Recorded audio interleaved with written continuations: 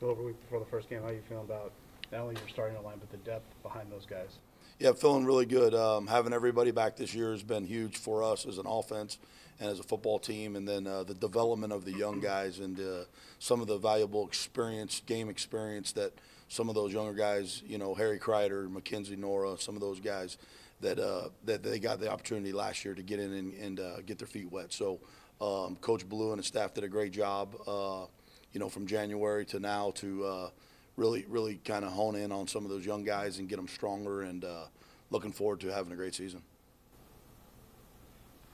Corey, someone who's an upperclassman first time this year, DeVore said that to him leadership isn't something that's really about a class, it's about who leads. Is that something that you've seen out of Coy?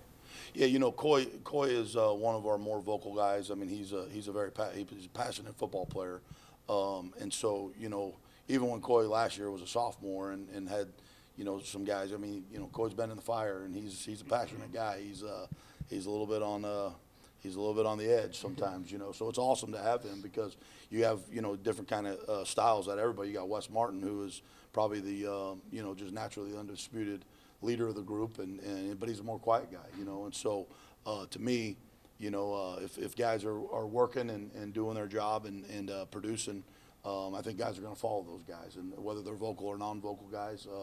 I think the work, the work that shows up at practice and in the weight room and everything, in all phases, I think that shows.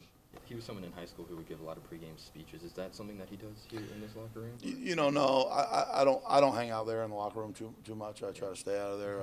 I think that's kind of their sanctuary, I guess. But he's a passionate guy. I mean, today at practice, he got in a little scuffle today at practice. First day of scouts and going, kind of getting the first day of prep for FIU, and he didn't like what one of them young guys did, and he told him about it. So it's good. Yeah. You guys brought in Nick Linder, but it looked like Hunter so far has been able to hold him up. What have you liked about what Hunter's played from the spring and then into fall camp? Yeah, I think he had a really good off season from a strength and conditioning standpoint. Some of his lower body stuff was a little bit of a deficiency last year, and you really seen. Even in spring practice and through camp now. But I mean, that's really, if I had to say really one real big battle that we have going right now that's kind of, that's going to be one of those play it out situations at that center position. But the great thing about Nick is he's so experienced and he knows so much football that he's going to play, and he's going to play probably multiple positions. And he can fill in and he can play those spots, and he knows what everybody's doing. How valuable is it to have Hunter's play guard? You mentioned Nick playing multiple positions. We've seen Harry work at both center and guard through his career.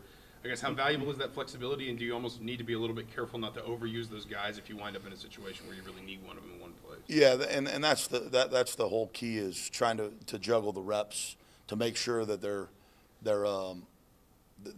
honed in on their craft at certain positions. Like Delroy Baker's another guy. We can, he's a tackle, but we can bump him inside. Actually today, Simon and Wes, they flipped sides and played a little. Wes went over and played some right.